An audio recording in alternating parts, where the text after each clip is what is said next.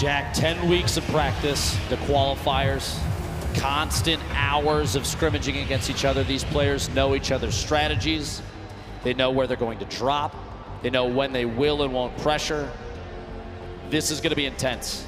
Everything comes down to this last match, and as we've seen from previous games, 20-plus points is easily attainable in a single match, which means tons of players still in contention for first place. Yeah. And already the first player dropped, Eclipse goes, Tetra goes. That will end their duos competition just like that before Aqua and Nyrox have even landed. That's tough, Dr. Lupo. In a big way, and most of the time to eliminations, Jack. Every elim's a point. Placement is huge as well. PF Zin and Nyx. Duo from Brazil looking to make shots here. Players over at Snobby do pick up that first elimination.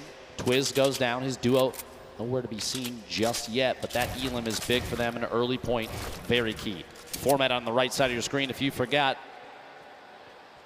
We can see in the minimap down there. I'm curious if they know other players are over there at Mega Mall. Meanwhile, Aiden and Sean, Paradise bombs. Aiden goes down. It's all up to Sean to try and make the clutch save.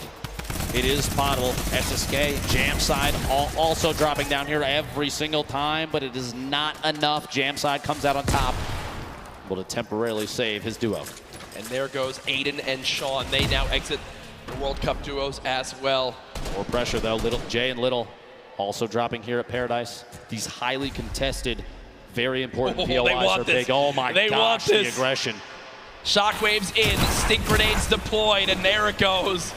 The elimination comes on through as they got the scent of blood and like sharks in the water chase down their opponent.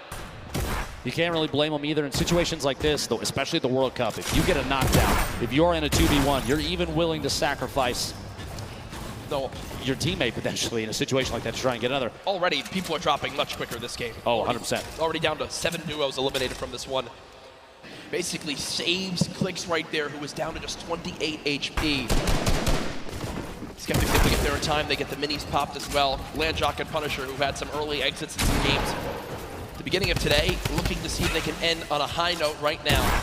One chug splash used to get up to 157 HP. Landjock with the elimination down on the Tulanane as they continue to bust on through. 2 versus 1. Lanane dead. They get the full elimination. Chug splash unfortunately missed right there as he was shockwaved away, but he'll hop right back in to help his duo. Drop in, fighting the same box. Tyler 15 goes down. That kind of 2v1 is tough. You're stuck inside the box with both opponents. There's kind of no way out, especially when some of the walls may not even necessarily be yours.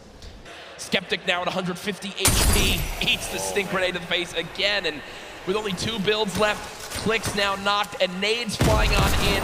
Oh, the 150! The 150 makes the difference! Can Skeptic clutch right now? You see the panic stink, he actually stinks himself right there. Skeptic with no builds, relying on just this hand cannon. Can they get the full elimination for the extra HP? It looks like they'll decide to fall back and eliminate Clicks right now. Skeptic looking to try to cut down this player. They have knocked. How many mats will he get? Looks like 12 total builds. Might be a difference maker in this one. Wall in place, not gonna happen as of yet. Tries to take a shot. Oh my gosh! The clutch from Skeptic. And you see he shakes his head right there, does get the job done. The one-shot headshot from the hand cannon, 150. Is huge. He knew he needed to do something to swing the tide of that battle. It's literally nearly impossible to win with 0 mats and they have the high ground. And guess what? As the player went down to thirst, his teammate, well, things worked in his favor as he hits the shot. Gustavak's 8. Duo landing below Stompy, Shinken, a duo that I want to have my eyes on quite a bit. We see a quick little edit fight here through the wall, and they pick off Zexro and Vinny inside their own build.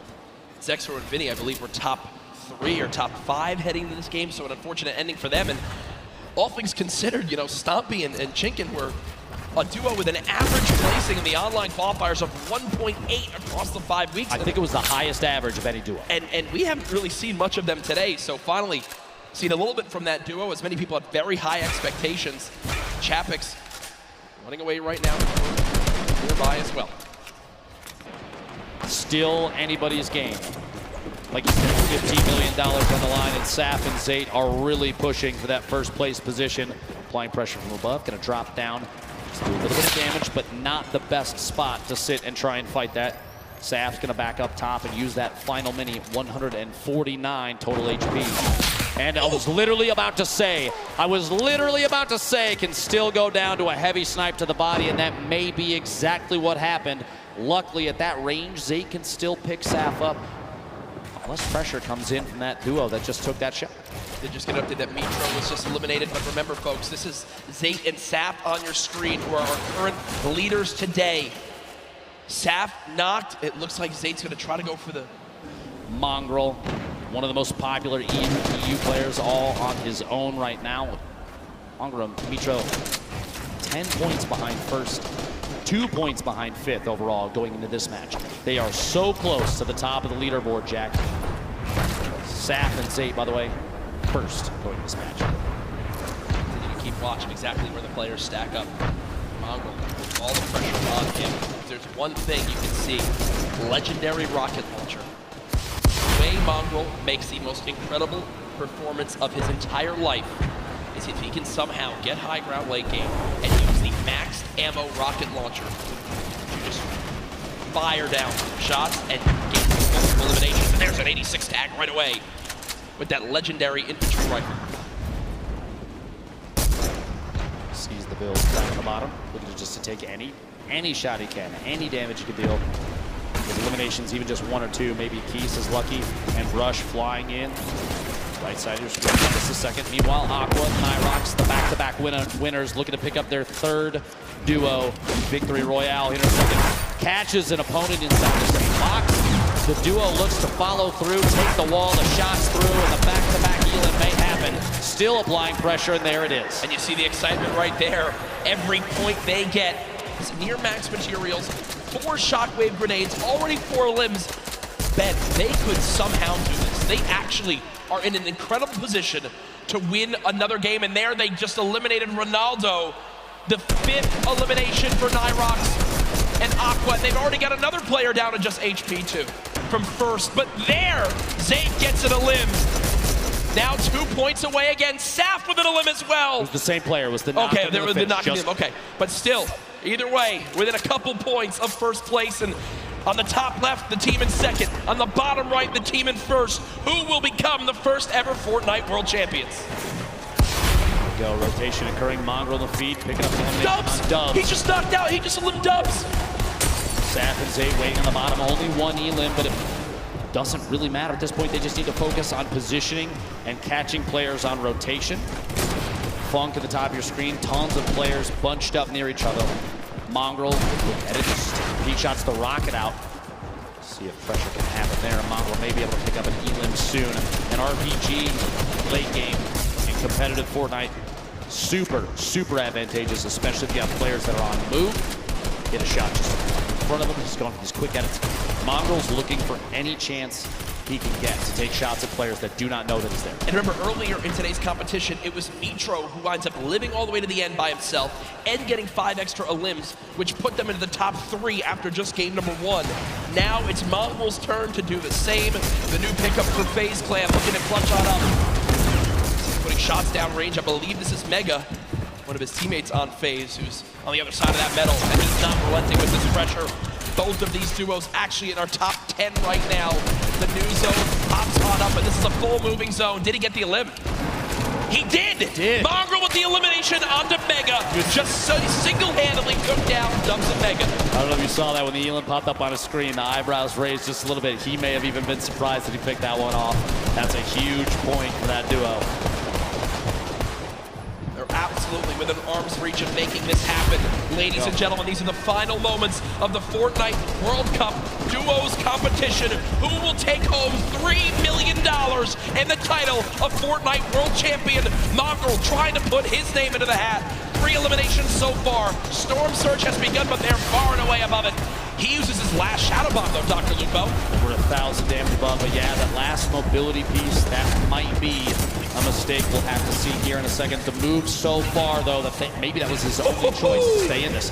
Look at the left side of your screen right now, folks, is insanity. So many players making their way across in even the same structures built by their opponents. 36 total players. We're at 23 duos remaining.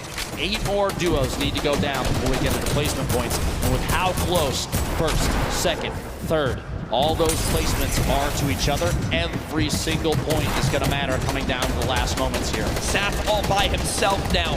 You see Aqua weak, Nyrox weak. Players dropping another shockwave, using it all the way ahead of the zone. It could be a game-saving play on the bottom right of your screen. Aqua's all by himself. Mongrel now one shot. This could be the end. No, no! He gets 50 health. Mongrel gets 50 health. He'll live to see another day as the zone doesn't take him yet. Can the young god make it happen? No! The player turns and rips him in two as he does drop out there. They will not finish atop our leaderboards. Immediately after Stompy picks up the Elim on Mongrel, Nate Hill takes him out, and we're down to 22 players left. We're down to the top 15. Everybody's just picked up placement points for the leaderboard standing, which is key. Everybody on the board right now still in huge contention. Landjock goes down to the top. Chapix and Epic Whale have the ultimate high ground on every player that's left in the match. Nate Hill flying just barely outside of the storm. He will contend. He does go down right there. Rojo, multiple players still in Ballers. The Rocket, an attempt to break Rojo's RPG. The Baller RPG rotates away from it. Look at the top left of the screen though, Jack. Only one duo left. Epic Whale on the high ground all by himself. Cease and Elevate, the last duo alive in this game, can still make something happen. They were in a very similar situation earlier on. Shots still coming out through. Aqua with one, but he goes down. We'll have to see where they end up as we look to crown our champions. 8 players remaining, 7 different squads. Again, the only duo still left, Cease and Elevate. They're currently at 4 total eliminations. Rojo on the bottom right of your screen, the left side, the full lobby left. Arkram still in this 4ZR as well. Keenstar with so little HP, can't take a bit of storm damage. Cease goes down, Elevate with an elim. Epic Whale raining down shots. Rojo trying to panic build in these last moments. 6 players left in this game. Still a full duo though. There we go. Elevate goes down. Cease eliminated as well. It's 4 solos remaining. These are the final moments of the duos competition for the Fortnite World Cup. We have 4 players remaining with Arkram sitting at the highest Elim count. Oh, stuck. He's got to build up. Still in the safe zone. A quick 180 and he can't quite catch that elimination. Arkram 1 versus 1. Arkram versus the player up top. There's just no way. There's just no way. Arkram though, 6 elims, but 4 ZR.